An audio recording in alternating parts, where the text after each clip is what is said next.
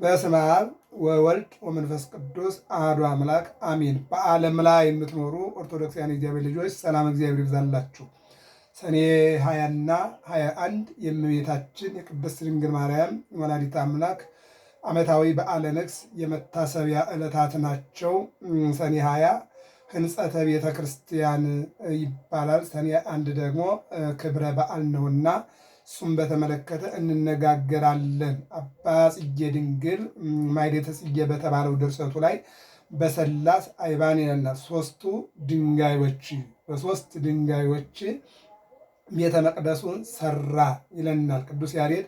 ሐነጸ መቅደሶ በአርያም መቅደሱን በሰማይ የሰራው በሰማይ ያኖረው በሰማይ ያስተካከለው እግዚአብሔር በምድርም ወበምድር ተከለ ደብተራ በምድርም እንዲሁ እነሆ ቤተ መቅደሱን ሰራ ይለናል። እንግዲህ አባቶቻችን የዛሬውን በዓል ምን ብለው ነው ያስተማሩን የነገሩን? ጌታችን መድኃኒታችን ኢየሱስ ክርስቶስ በቀራንዮ ተሰቅሎ በጎልጎታ ተቀብሮ በሦስተኛው ቀን ከተነሳ በኋላ ወደ ሰማይ አረገ። ባረገ በ8ኛው ዓመት ቤተ ክርስቲያን ያቃጥል፣ ክርስቲያኖችን ያሳድድ፣ እነ እስጢፋኖስን ያስገድል የነበረው ሳውል የተባለው በኋላ ስሙ ተቀይሮ ጳውሎስ ስሙ ተቀይሮ ብርሃናተ ዓለም ጴጥሮስ ጳውሎስ ብርሃነ ዓለም ጳውሎስ ብርሃነ ዓለም ጴጥሮስ ብርሃናተ ዓለም ካለ ደግሞ አንድነት ስማቸው ነው ማለት ነው። ስለዚህ እግዚአብሔር ታሪክ ይቀይራል፣ ስም ይቀይራል፣ ሕይወት ይቀይራል። እግዚአብሔር ጌታችን በቀራንዮ በክፎች ተፈርዶበት ተገርፎ ተሰቅሎ ሞቶ ተቀብሮ ተነስቶ ወደ ሰማይ ካረገ በ8ኛው ዓመት እነሆ በመብረቅ በሐዋርያት ሥራ ምዕራፍ 9 ላይ ተመለስ ብሎ ከመለሰው በኋላ ከተጠመቀ በኋላ ከተማረ በኋላ ስሜን ትሸከማለህ፣ ወንጌል ታስተምራለህ፣ ያሳደርካቸውን ትመልሳለህ፣ ያፈረስከውን ትገነባለህ፣ ያቃጠልከውን መልሰህ ትተካለህ ብሎ ከሐዋርያት ከሰባ አርድእት መጀመሪያ ሐዋርያትን ከዚያ ሰባ አርድእትን ነውና የጠራው በፍቅር ጠርቶ በይቅርታው ጠርቶ እስመ መሐሪ ውእቱ እግዚአብሔር አምላክነ እግዚአብሔር መሐሪ ስለሆነ እነሆ ከበርናባስ ጋር ፊልጵስዩስ ወርዶ ወንጌል እንዲሰብክ ተፈቀደለት። በፊልጵስዩስ ያው እንደሚታወቀው ላመኑት እነዚህ ሁሉ ይሆናሉ ተብሏልና ማርቆስ 16:18 ላይ እነሆ አምኗልና እነሆ ተምሯልና እነሆ ተጠምቋልና እነሆ ተመልሷልና እነሆ እግዚአብሔር ይቅርታ አድርጎለታልና ለእኔ ይቅርታ ያደረገ ለእናንተም ያደርግላችኋል። እኔን የተቀበለ እናንተን ይቀበላል። እኔን ይቅር ያለ እናንተን ይቅር ይላል። እኔም አሳዳጅ ነበርኩኝ፣ እኔም ቤተክርስቲያን አፍራሽ ነበርኩኝ፣ እኔም አቃጣይ ነበርኩኝ፣ እኔም ክርስቲያኖችን ገዳይ ነበርኩኝ፣ እኔም ጣዖት አምላክ ነበርኩኝ፣ እኔም እነሆ ለኦሪት ቀናኢ ነበርኩኝ፣ እኔም ባለስልጣናትን አመልክ ነበረ፣ ስልጣንን አመልክ ነበረ፣ ሀብትን አመልክ ነበረ፣ እውቀትን አመልክ ነበረ።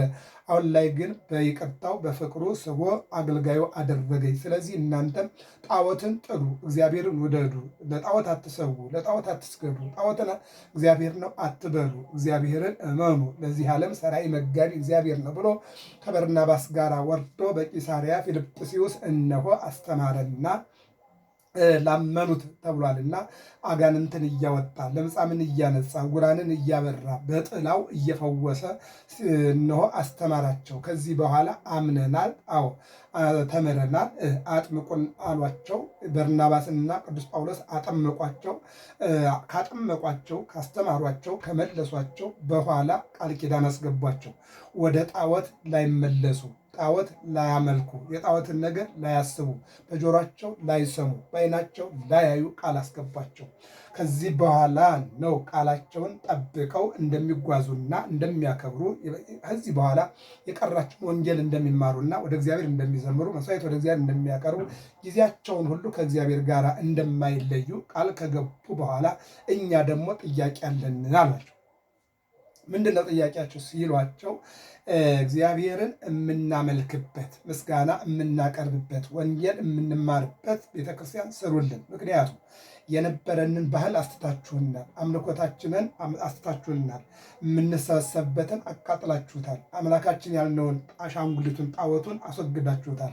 ወደዚያ መመለስን ማሰብም አንፈልግም። ነገር ግን እነሆ የምናመልከው አምላክ በቤተ መቅደስ ምስጋናችን እንዲቀበለን፣ አብሮነታችን፣ አንድነታችን፣ ማህበራችን እንዲባርክ ቤተክርስቲያን ስሩልን ብለው ጠየቋቸው። ጴጥሮስና በርናባስ ወደ ቅዱስ ጴጥሮስና ዮሐንስ በሌላ በኩል ነበር የነበሩና በርናባስና ቅዱስ ጳውሎስ ለጴጥሮስ ሕዝቡን አስተማርነ፣ መከርነ፣ አጠመቅነ፣ ሰበሰብነ፣ እግዚአብሔር ረዳነ።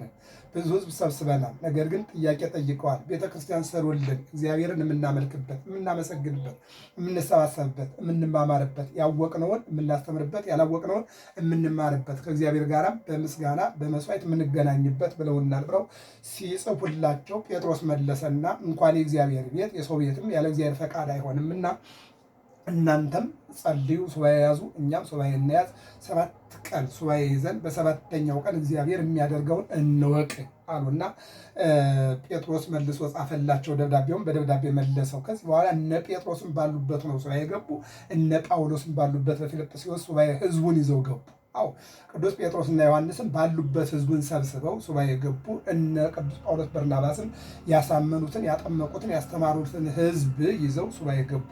ሱባኤውን ጨርሰው እግዚአብሔር ምን እንዳለን ሊነጋገሩ ሲሉ እግዚአብሔር አምላክ መጣና የሞቱትን ሰብስቦ ያሉትን ጠርቶ በፊልጵስዩስ እነሆ አገናኛቸው። ሲሰበሰቡ ቅዱስ ጴጥሮስ ለምን ሰበሰብከን አለና ጥያቄውን ጠየቀ ይላል። ይሄ ለሁለተኛ ጊዜ ነው። ከዚህ ቀደም እንተኑም አስተጋባ ለእግዚእ ብሏል። ከዚህ ቀደም ቤታችን በተገኘሽ ጊዜ እንዴት ሰበሰበን እያለ የተናገረው ድጓም አለ። እሱ በዚያው በፍልሰታ ላይ የምናየው ድጓ ነው ማለት ነው። አሁንም ያን ነው የደገመው። እንተኑም አስተጋባ ለእግዚእ ነው። ጌታችን መድኃኒታችን ኢየሱስ ክርስቶስ ለምን ሰበሰብከና ልናስጠይቀው በሐዲስ ኪዳን ለመጀመሪያ በእናቴ በቅድስት ድንግል ማርያም ስም በአዲስ ኪዳን የመጀመሪያ የሆነም ቤተክርስቲያን ልሰራ ነው አለና ወደ ምስራቅ ወሰዳቸው። 3 ድንጋዮችን አጠጋጋ። ዋይመን መለ ሰለስተ አይባን 3ቱን ድንጋዮች እነሆ አንዱን መቅደስ፣ አንዱን ቅድስት፣ አንዱን ማኅሌት አደረገና ሰኔ 20 ቀን በእናቱ ስም ቤተክርስቲያን ሰርቶ ሰኔ 21 ቀን መርቋል። ለዚህ ነው ዛሬ እኛ ቤተክርስቲያን ሰርተን ስንጨርስ በዋዜማ ከፓትርያርክ ጀምሮ እስከ ቆሞስ ድረስ ባሉ የስልጣን ኦርደሮች ወይም ደግሞ ደረጃዎች ይባርካሉ። በዋዜማው ይባረካል፣ በዕለቱ ደግሞ ክብረ በዓል ይደረጋል ማለት ነው። እና ይህ ቀን እንግዲህ ይህን የሆነበት ቀን ነው። አሁን ወደ መሰረታዊ ሙሉ ትምህርታችን ስንሄድ እንደዚህ ይላል። በስላሴሁ በሰላስ አይባን ገጸ ስላሴሁ ለአእምሮ ይላል። በስላሴሁ ሀነጸ ጥቅማ በሶስትነቱ የእናቱን የድንግል ማርያምን ቤተ መቅደስ የሰራ ለመቅደሷ መቅደስ ሰራ። በነገራችን ላይ በ3 ዓመቷ ወደ መቅደስ ስትገባ መቅደሷ ወደ መቅደስ ገባች ብለናል አይደል? አሁን ደግሞ በስሟ ቤተክርስቲያን ቤተ መቅደስ ሲሰራ ለመቅደሲቱ መቅደስ ተሰራላት። ለአማናዊቷ ቤተ መቅደስ ምሳሌዋ የሆነው ቤተ መቅደስ ተሰራላት ነው የምንለው። ምክንያቱም እሷ ቤተ መቅደስ ናት። በቤተ መቅደሱ ውስጥ ያለ ጽላት ነው። በጽላቱ ላይ ያለው የእግዚአብሔር ሕግና ቃል ነው ማለት ነው። በእመቤታችን ማኅፀን 9 ወር ከ5 ቀን የተጸነሰው ቃል ነው። የዮሐንስ ወንጌል ምዕራፍ 1 ያ ቃል ቀድሞ ነበረ፣ ቃሉም በእግዚአብሔር ዘንድ ነበረ፣ ቃሉም እግዚአብሔር ነበረ ይላልና ስለዚህ መቅደስ በድንግል ማርያም ተሰራ። ለድንግል ማርያም አንድም በድንግል ማርያም ስም ተሰራ ስንል ለመቅደሷ መቅደስ ተሰራላት ማለት ነው። ወደ መቅደስ ስትገባ መቅደሲቱ ወደ መቅደስ ገባች አይደል? ያለው ይሄን የምንነጋገረው ማለት ነው። እና ይህንን የሰራበትን ነው እየተነጋገርን ያለ ነው። እና አባጽጌ ድንግል አንዳንድ አባቶች የተናገሩትን እንውሰደው። አባጽጌ ድንግል ምን ይለናል? በሰላስ አይባን ገጸ ሥላሴሁ ለአእምሮ አንድነቱ ሦስትነቱ ይታወቅ ዘንድ በ3 ድንጋዮች እነሆ ቤተ መቅደስ ሰራ ይልና አንድነቱ ስንል አለ ቤተ ክርስቲያኑ አንድ ነው አለ የተሰራው። ሦስትነቱ ስንል ደግሞ በቤተ ክርስቲያን ውስጥ ያለው 3 ደረጃ ነው። መቅደስ አለ፣ ቅድስት አለ፣ ማኅሌት አለ ማለት ነው።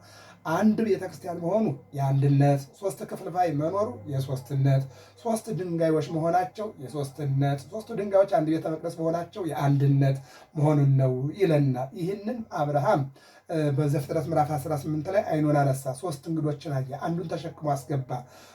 ሲወጣ የሉም ሁለቱ፣ ሲገባ 3ቱን አግኝቷቸዋል። የተሸከመው ወልድን ነው። ገብተው ያገኛቸው 3ቱንም ነው፣ አብ ወልድ መንፈስ ቅዱስ። አሁን ድንኳኑ አንድ ነው። ማናት? እመቤታችን ናት። ገብተው የተገኙት በአንድነት በሶስትነት አብ ወልድ መንፈስ ቅዱስ ናቸው። ሚስቱ ደግሞ ምጣዷ አንድ ነው። የደፋችው ዳቦ 3 ቂጣ ነው። ይሄ ሶስትነትን የምጣዱ አንድ መሆን አንድነትን፣ ቂጣው 3 መሆኑ ደግሞ ሶስትነትን። ያቀረበችው ሞሰብ አንድ ነው። በሞሰቡ ላይ የቀረበው 3 ዳቦ ነው። ሞሰቡ የአንድነት ዳቦ የሶስትነት ማለት ነው። ወደዚህ ወደ ድንግል ማርያም ስንመጣ ድንግል ማርያም አንዲት ናት። በድንግል ማርያም ደግሞ 3ቱም ተገኝተዋል። አብ ለአጽንኦ መንፈስ ቅዱስ ለአንጽሖ ወልድ በተለየ አካሉ በማኅፀነ ድንግል ማርያም ምን ሰው ሆኗል ማለት ነው። ምን ማለት ነው? በድንግል ማርያም በአንዷ አብ ምን አለ? ፈቀደ፣ አጸና፣ መንፈስ ቅዱስ አነጻ፣ ወልድ ደግሞ ሰው ሆነ የሚለውን ይናገራል ማለት ነው። ይቀጥልና ምን ይላል? ሐኒፀ ቤትኪ ድንግል ድኅረ ፈጸመ ሣረሮ። ድንግል ቤተ መቅደስሽን ሰርቶ ከጨረሰ በኋላ ከፈጸመ በኋላ ካጠናቀቀ በኋላ አዎ ይልና አመ ወረደ ለበዓል ምስሌኪ በአማህበሩ አዎ ቤተ መቅደስሽን በ20 ሰርቶ አንጾ ሰኔ 20 ቀን ካጠናቀቀ በኋላ ድንግል በ21 ቀን አንቺንና ሐዋርያትን ይዞ ወደ ቤተ መቅደስ ገባ። ማን? መድኃኒዓለም። ምን ሊያደርግ? እሱ ገባሬ ሰናይ ካህን ሆኖ ቀደሰ። እመቤታችን መንበር አደረገ። ቅዱስ ጴጥሮስን ገባሬ ሰናይ ዲያቆን አደረገ። ሌሎቹንም ሐዋርያት ይዞ ቀድሶ አቆረበ። አሁን በ20 ህንፃ ቅዳሴ ቤታ ለማርያም ይባላል።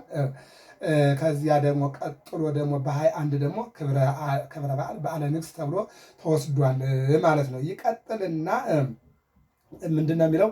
እንዘ ይብላ ቃለ ለዘምሩ አው ቀደሰ ሉል ማህደሩ ደናግል ለጽጌኪ ዘበጣ ከበሩ አው እንዘ ይብላ ልዑል ማደሪያውን ቀደሰ፣ ቤተ መቅደሱን ሰራ፣ ቤተ መቅደሱን አስተካከለ፣ ቤተ መቅደሱን አነጸ እያሉ እንዘ ይብላ ቃለ ለዘምሮ ልዑል ቀደሰ ማህደሩ ደናግል ለጽጌኪ ዘበጣ ከበሩ። ደናግል እስራኤል እነሆ ለድንግልናሽ ለንጽህናሽ ለአበባነትሽ ምስጋና አቀረቡ፣ እልልታ አቀረቡ ነው የሚለው። ለዚህ ነው ቤተክርስቲያን ተሰርቶ ሲያልቅ ሊቃውንቱ እየዞሩ በአራቱ ማዕዘን ማለት ነው ድጓውን እየተናገሩ በወይራ ቅጠል ሜሮንም እየቀቡ ከፓትርያርክ ጀምሮ ሊቃነ ጳጳሳት ቆሞሳት ሲያከብሩ ምዕመናን ደግሞ እልል ይላሉ፣ ተመረቀ እያሉ ማለት ይህንን ነው። ደናግል ለጽጌኪ ዘበጣ ከበሩ አለ አባ ጽጌ ድንግል ባጭሩ ያለው ይህንን ነው ማለት ነው።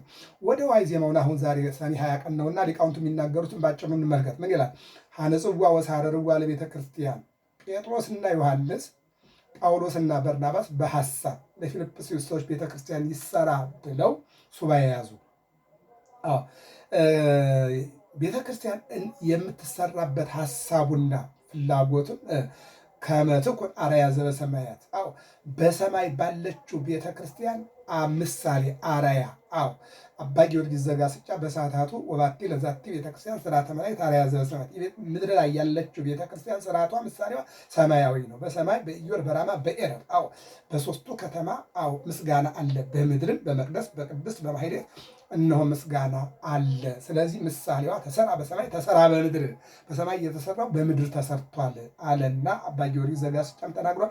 ቅዱስ ያሬድም ይህን ደገመው። ከመትኩን አርአያ ዘበሰማያት በሰማይ ላለው ቤተ መቅደስ ለማናየው ቤተ መቅደስ የምናየዋ ቤተ መቅደስ ምሳሌ እንድትሆን አርአያ እንድትሆንልን አስተማሪ እንድትሆንልን ይልና ወከመ ትኩን ምስት ስራይ ኃጢአት በውስጧ የሚመሰገነው እግዚአብሔር ነው። በውስጧ የምትመሰገነው እናቱ ድንግል ማርያም ናት።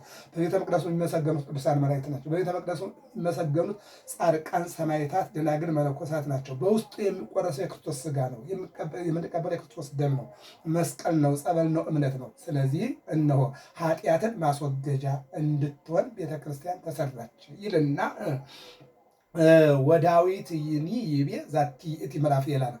ዳዊት ደግሞ አለ እነሆ ይቺ የዘላለም ማረፊያዬ ናት አለ። እውነት ነው። ወንዶች በ40 ቀን ሴቶች በ80 ቀን ሀብተ ውልድና ስመ ክርስትና ይዘን ጉዞ እንጀምራለን። ክርስቲያን ተብለን መነሻችን እሷ ናት፣ መድረሻችንን መቀበሪያችን ቤተክርስቲያን ናት ማለት ነው። ይህንን ነው ቅዱስ ዳዊት የተናገረው ማለት ነው። ይህንን ዳዊት ነግሮናል ማለት ነው። ሌላው እዚሁ ላይ ቅዱስ ያሬድ የተናገረው ደግሞ ሌላ ቃል እግዚአብሔር አለ። ምን ይላል?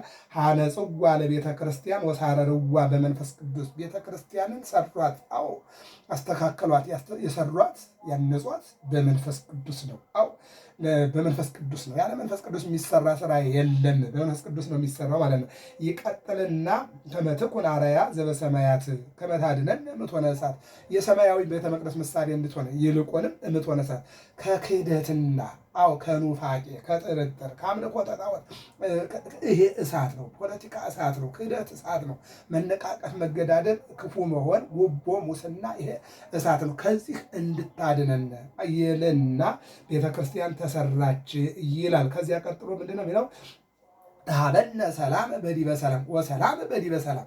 ሰላም በሰላም እንድትሰጠን ይኩልኩሎ አልቦ ዘይሳነው ለእግዚአብሔር የሚሳነው ነገር የለምና በቤተ መቅደሱ ሆነን ስናገለግለው በቤተ መቅደሱ ሆነን ስንለምነው ሰላምን ይሰጠናል ብሎ ቅዱስ ያሬድ ሲናገር እንሰማዋለን ማለት ነው። ይህንን ነው እንግዲህ ከአባ ጊዮርጊስ ዘጋስጫ ከአባ ጽጌ ድንግል ጋር ቅዱስ ያሬድ በዚህ አይነት መልኩ ይገልጥልናል። ይገልጥና ደግሞ ሌላ ይላል። ምን ያህል ተቀደስ የሆነ ኃይለ ኦ ቤተ እግዚአብሔር የእግዚአብሔር ማደሪያ ሆይ ተቀደሲ ኃይልሽን ልበሺ እስመናሁ ንጉሥኪ በዛ እነሆ ንጉሥሽ ደርሷልና ዘያበርለኪ በኃይሉ በአንቺ ኃይሉን የሚገልጥ አንድም በአንቺ የሚበራ አንቺም አንቺ የሚጸነስ ለዛቲ ቤት ሳረራ አብ ቀዲሞ ያችን ቤት አብ አስቀድሞ ሰራት። ለዛቲ ቤት አነጻ ወልድ ያችን ቤት እነሆ ወልድ ሰራት። ወፈጸመ መንፈስ ቅዱስ አጠናቀቃት ይላል።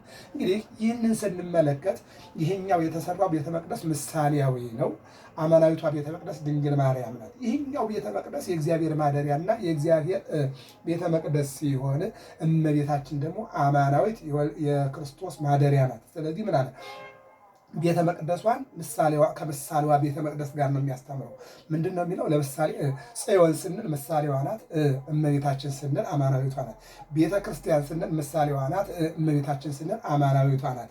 ይህን እንመጣበታለን። እንግዲህ ቤተ ክርስቲያን ስንል በቤተ ክርስቲያን አስተምሮ እንደምናውቀውና እንደተማርነው እንዲህ የሚል ነገር አለ።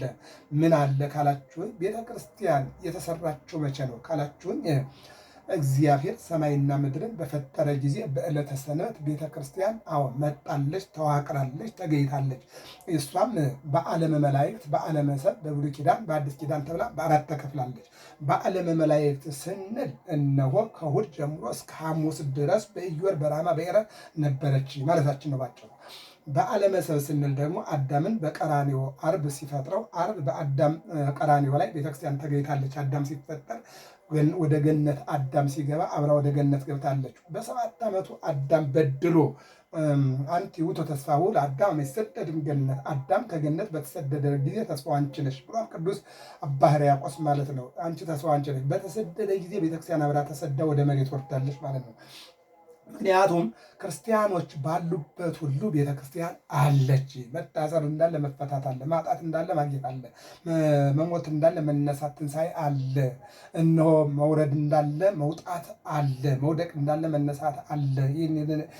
ስለዚህ ተስፋ እንድትሆን ቤተክርስቲያን ክርስቲያኖች ባሉበት ሁሉ አትለይም። ለዚህ ነው በየማረሚያ ቤቱ ቤተክርስቲያን አለች። ዛሬ በየማረሚያ የትም እንሂድ የትም ውጭ ዓለም ብንሄድም አገር ውስጥ ላይ ብንዞር በየከተማዎቹ ባሉ ማረሚያ ቤቶች ምን አለ? ቤተክርስቲያን አለ። ለምን? በዚያ ውስጥ ክርስቲያኖች አሉና ታስረሃል፣ ትፈታለህ። የታሰረ ይፈታል፣ ያልታሰረውም ደግሞ ሊታሰር ይችላል። ስለዚህ የዚህ የተነሳ ተስፋ የምትሰጥ ቤተክርስቲያን አለች ማለት ነው።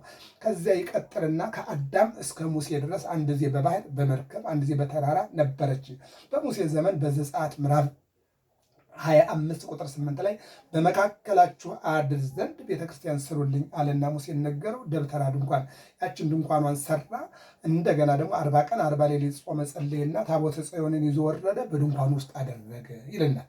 ሰሎሞን በአንደኛ ነገሥት ምዕራፍ 6 ቁጥር 17 ላይ ለዳዊት ለአባቱ አልተፈቀደም፣ ለሱ ተፈቅዶለት ሙሴ በድንኳን ውስጥ ያደረጋትን ታቦተ ጽዮንን ትልቅ ቤተ መቅደስ ሰርቶ እነሆ ጸልዮ ካህናቱን ይዞ ወደ እግዚአብሔር ለምኖ በዚህ ቤተ መቅደስ ፈቅድልኝ በሰራ ቤተ መቅደስ የሚለምኑትን ሁሉ ልመናቸው እንድሰማ ምስጋናቸው እንድትቀበሉ ነው እግዚአብሔር ለምኖ ታቦተ ጽዮንን ከድንኳን አውጥቶ ወደ ቤተ መቅደስ አስገብቷል ማለት ነው።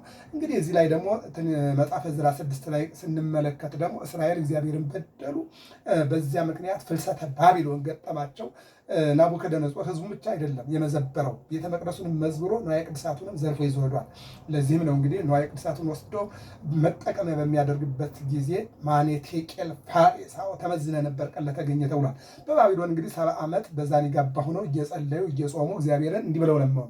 እነ ኔህምያ፣ እነ ኤርምያስ፣ እነ ዳንኤል፣ እነ አናንያ፣ እነ አዛርያ ሌሎችም አሉ። እነዚህ ሁሉ ለመኑ፣ ብንመለስ ወደ ሀገራችን ቤተ መቅደስ ሰርተን ታቦተ ጽዮን በዚያ እናስገባለን እናመልካለን ብለው ለመኑ። ያም አልቀረ፣ ተመለሱ።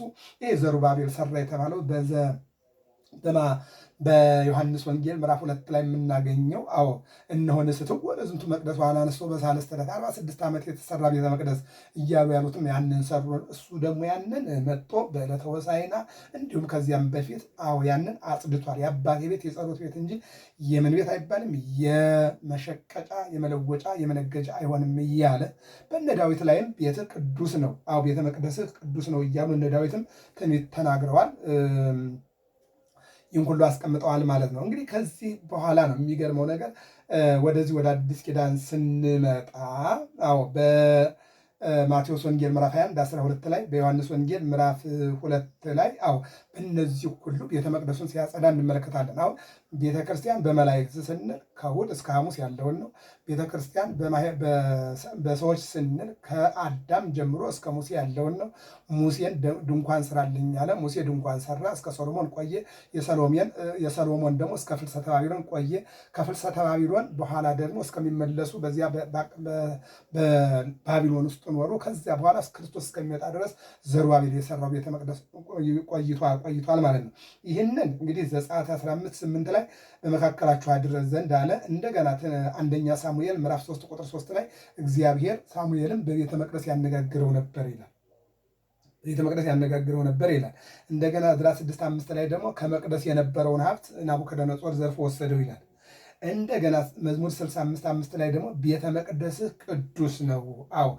ሰዎች በቅድስና እንዲኖራቸው ያስተምራል። ቅዱስነታቸው ይዘው መጠበቅ እንዳለባቸው ይናገራል ብሎ ያስተምራል ማለት ነው። እንደገና ደግሞ በዚህ በአንደኛ ቆሮንቶስ ምዕራፍ 3 ቁጥር 16 ላይ ይተአምሩኑ ከመ ታቦቱ አንትሙ ወማኅደሩ ለመንፈስ ቅዱስ፣ እናንተ የእግዚአብሔር ቤተ መቅደስ እንደሆናችሁ አታውቁምን ይላል። የእግዚአብሔር ቤተ መቅደስ የሚያፈርስ እግዚአብሔር ያፈርሰዋል። ስለዚህ እናንተ በሙስና በጉቦ ጣዖት በማምለክ ተራራ በማምለክ በዘረኝነት በጎጠኝነት በተለያየ መልኩ ሰውነታችሁን የእግዚአብሔርን መቅደስ እያፈረሳችሁት ነው ይላልና ቤተ መቅደሱን እየሰራን ነው። የእመቤታችን ቤተ መቅደስነትም ጠብቀን እየኖርን ነው። የእኛን ሰውነት ግን እያፈረስነው ነውና ለንስሐ እግዚአብሔር እንዲያበቃም መልካም ፈቃድ ይሆንልን። ሁለተኛ ቆሮንቶስ 6:16 ላይ ደግሞ የእግዚአብሔርን ቤተ መቅደስ ከጣዖት ጋር የሚያስቀምጥ ማን ነው ይላል። የእግዚአብሔርን ቤተ መቅደስ ከጣዖት ጋር አንድ የሚያደርግ ማን ነው? ይልቁንም ደግሞ እግዚአብሔርን ከጣዖት ጋር እኩል የሚያደርግ ማን ነው? ይልቁንም ደግሞ ወመኑ ያድር እነሆ ጣዖትን ከጽላት ጋር አንድ የሚያደርግ ማን ነው እያለ ብርሃንን ከጨለማ ጋር፣ የሚያምንን ከማያምን ጋር፣ ጻድቅን ከኃጢአተኛ ጋር፣ አማኝን ከአማኒ ጋር አንድ የሚያደርግ ማን ነው እያለ ቅዱስ ጳውሎስ ሲናገር እንሰማዋለን። የመጨረሻው ራእይ 11:19 ላይ በሰማይ ያለው መቅደስ ተከፈተ። ይህን ነው አርያ ዘበሰማያት የሚለው ማለት ነው። መቅደሱ ታየ ይላል። ይቀጥልና ራእይ 15:5 ላይ ደግሞ ምስክሩ ድንኳን ታየ። በሰማይ ያለው መቅደሱ ታየ፣ በመቅደሱ ጽላቱ በጽላቱ ወጉ ታየ ብሎ ይህንን ነው እንግዲህ ለሰማያዊት ቤተ መቅደስ ምድራዊት ቤተ መቅደስ ምሳሌ እንድትሆን ይልና ሁሉም ግን ይላል ሁሉም ግን በሰማይ ያለው ቤተ መቅደስም በምድር ላይ ያለው ቤተ መቅደስም እነሆ የእመቤታችን ምሳሌዋ ነው። ምሳሌዋ ግን ድንግል ማርያም ግን አማናዊት ናት። ለዚህ ቅዱስ ኤፍሬም መጠየቅ ነው። መቅደስ ዘይትትነሰት በተራ ሃይማኖት ዘይትጸን ምስማኮሙ ለቅዱሳን፣ የማትፈርስ መቅደስ የቅዱሳን መጠጊያ ይላታል እመቤታችን ማለት ነው። ወደ መጨረሻው ስንመጣ ጌታችን መድኃኒታችን ኢየሱስ ክርስቶስ ባስተማረው ትምህርት በፈጸመው ተአምራት እነሆ በሁለት ዓሣ በ5 እንጀራ 5,000 ስላጠገበ እውሩን ዮሐንስ ወንጌል ምዕራፍ 9 ላይ በምራቁና በአፈር ዓይን ስለሰጠው ዓይን ስለፈጠረለት በዮሐንስ ወንጌል ምዕራፍ 5 ላይ 38 ዓመት ሙሉ በአልጋ ላይ ተኝቶ የነበረውን ተነሳና ሂድ ብሎ ስላለ ይልቁንም 12 ዓመት ሙሉ ደም ይፈሳት የነበረችውን የደም ቧንቧን ቀጥ ስላደረገ ይልቁንም ሰንበትን ትሽራለህ ተብሎ ይልቁንም ኦሪትን ታቃልላለህ ተብሎ ይልቁንም ግብር ትከለክላለህ ተብሎ ይልቁንም ራስን እግዚአብሔር ታደርጋለህ ተብሎ ጲላጦስ ዳኛ ኢየሱስ ክርስቶስ ወንጀለኛ ሆነው በአደባባይ ተገናኙ። እነሆ ምን ላድርገው አላቸው። ስቀለው ስቀለው ስቀለው እያሉ ተናገሩ። ያው የተናገሩት ይሆንላቸው ዘንድ ውሰዱና የፈለጋችሁን አድርጉ አላቸው። አሰሩት፣ ገረፉት፣ ሰቀሉት፣ ቸነከሩት፣ በሚስማር ወጉት፣ በጦር ወጉት፣ በሚስማር ቸነከሩት፣ በአክሊል በላዩ ላይ አደረጉ፣ ሆምጣጤ አጠጡት፣ ፊቱን መቱት፣ ጭንቅላቱን በበትር ደበደቡት። ከዚህ በኋላ ነፍሱና ስጋውን ለየ። ወደ ጎልጎታ ወስደው ዮሴፍና ኒቆዲሞስ ቀበሩት። በሦስተኛው ቀን ተነሳ፣ በ40ኛው ቀን አረገ። ጌታ ባረገ በ8ኛው ዓመት ሳውል የተባለ በሐዋርያት ሥራ ምዕራፍ 7 ቅዱስ እስጢፋኖስ ሲገደል የገዳዮችን ጨርቅ ተሸክሞ ግደል ውስጥ ደብድቡት እያለ ያስገደለው ቤተክርስቲያንን ያቃጠለ እንዲሁም ደግሞ ቅዱሳትን የቆነጻጸለ ክርስቲያኖችን ያሳርድን ያስገድል የነበረው ጳውሎስ ሳውል ነው የዛን ጊዜ የሚባለው። በሐዋርያት ሥራ ምዕራፍ 9 ላይ ጌታ በመብረቅ አስተምሮ ስሜን ትሸከማለህ፣ ወንጌል ታስተምራለህ፣ ያፈረስከውን ትገነባለህ፣ ያሳትካቸውን ታሳምናለህ ብሎ እነሆ በምሕረቱ ጎብኝቶ ተጠምቆ ተምሮ እንደ ሐዋርያት ተልእኮውን ይዞ ወደ ፊልጵስዩስ በቂሳርያ ፊልጵስዩስ ከበርናባስ ጋር ወረደና በዚያ ሲያስተምር ትምህርቱ በሰዎች ዘንድ ተቀባይነትን አግኝቶ አስተምሮ ዘክሮም መጨረሻ ላይ እግዚአብሔርን የምናመልክበት ከእግዚአብሔር ጋር የምንገናኝበት ጣዖትን እንድንጠላ እግዚአብሔርን እንድንወድ ይልቁንም ደግሞ እነሆ የነበረን ባህልና ስርዓት ጎጅና ጠቃሚ እንዳልነበረ አስተምራችሁን ተምረን ተረድተናል። ለዚች ዓለም ሰራኢ መጋቢ እግዚአብሔር እንዳለ እርሱም ከሰማይ ሰማያት የወረደው ከድንግል የተወለደው በቀራንዮ ተሰቅሎ በደሙ ፈሳሽነት እነሆ ሥጋውን ቆርሶ ያዳነ ብሎም ደግሞ ተመልሶ ያረገ እሱን አስተምራችሁናል። እንደገና የቀረን ተምረን የምናፈጽምበት ይልቁንም የምናስቀድስበት ይልቁንም የምንማርበት ይልቁንም ሃይማኖታችን የምናቅበት ራሳችን የምንጠብቅበት ቤተክርስቲያን ስሩልን ብለው ጠየቋቸው። ቅዱስ ጳውሎስና በርናባስ ለጴጥሮስና ለዮሐንስ ላኩ። 7 ቀን ሱባኤ ገቡ። ሰኔ 20 ቀን ጌታችን መድኃኒታችን ኢየሱስ ክርስቶስ የሞቱትን ሰብስቦ ምን ይሳነዋል? ሙሴን ከመቃብር ኤልያስን ከብሔረ ሕያዋን አምጥቶ ጴጥሮስን ያዕቆብን ዮሐንስን ይዞ ደብረ ታቦር ላይ ብርሃነ መለኮቱን ያሳየ አምላክ ስለሆነ የሞቱትን ሰብስቦ ያሉትን ጠርቶ ፊልጵስዩስ ከተማ ይዟቸው ወጣ። ለምን ሰበሰብከን አለና ቅዱስ ጴጥሮስ ጠየቀው። በእናቴ ስም በአዲስ ኪዳን ለመጀመሪያ ጊዜ ቤተክርስቲያን ልሰራ ነው አለና ወደ ምስራቅ ወስዶ 3 ድንጋዮችን አቀራረበና በጭብጥ አፈር ሰውን የፈጠረ እግዚአብሔር ሰማይን ያለባላ ላይ የዘረጋ መሬትን በውሃ ጀርባ ያለመሰሶ የመሰረተ እግዚአብሔር እነሆ በ3 ድንጋዮች በእናቱ ስም ቤተክርስቲያን ሰርቶ ሰኔ 20 ቀን እነሆ ሰኔ 21 ቀን ራሱ ቀድሶ ሐዋርያትን ይዞ ቤተ መቅደሱን ባርኮ ለመጀመሪያ ጊዜ በአዲስ ኪዳን ለመጀመሪያ ጊዜ በእመቤታችን መታሰቢያ የመጀመሪያዋ ቤተክርስቲያን የተሰራችበት ቀን ነውና እነሆ ለዚህ ታላቅ ክብረ በዓል እንኳን አደረሰን አደረሳችሁ። እግዚአብሔር አምላክ ሀገራችን ኢትዮጵያን ሰላም ያደርግልን፣ ሃይማኖታችን ይጠብቅልን፣ ሕዝባችን ከስደት ከረሃብ ከቸነፈር ይልቁንም ወደ ላይ እየሰቀቀ ያለውን የሰላምና የዝናብ ጉዳይ እግዚአብሔር አምላክ በቸርነቱ በምሕረቱ ምሮንን ሰላማችን እንዲመልስልን ዝናሙን እንዲያወርድልን እግዚአብሔር አምላካችን መልካም ፈቃዱ ይሆንልን። ገብረ መስቀል ሚዲያ ነው። ሰብስክራይብ፣ ላይክ፣ ሼር፣ ፎሎ አድርጉ። እንማማራለን በየቀኑ። እነሆ ነገ የሚባለው ሰኔ 21 ቀን በ7 ዓመት 1 ቀን የሚባል መዝሙር አለ። እሱ ገብቷል። እሱን ተመልከቱት። እንዲሁም ደግሞ የዕለቱ ደግሞ ከ18 እስከ 24 የሚባለው ናክብር የሚባለው መዝሙርም ያው ሳምንታዊ መዝሙረ ያሬድ አርብና እሁድ ይቀርባልና 2 መዝሙር ነው የቀረበው። አንደኛ ከሰኔ 18 እስከ ሰኔ 24 የሚቀርበው መዝሙረ ያሬድ ናክብር ሰንበቶ እሱ ገብቷል፣ መማር ስላለብን። እንደገና በ7 ዓመት 1 ጊዜ የሚደርሰው ደግሞ ሀነጽዋ የሚለው እሱ ደግሞ ገብቷል። ሁለቱንም መዝሙር እንዲሁም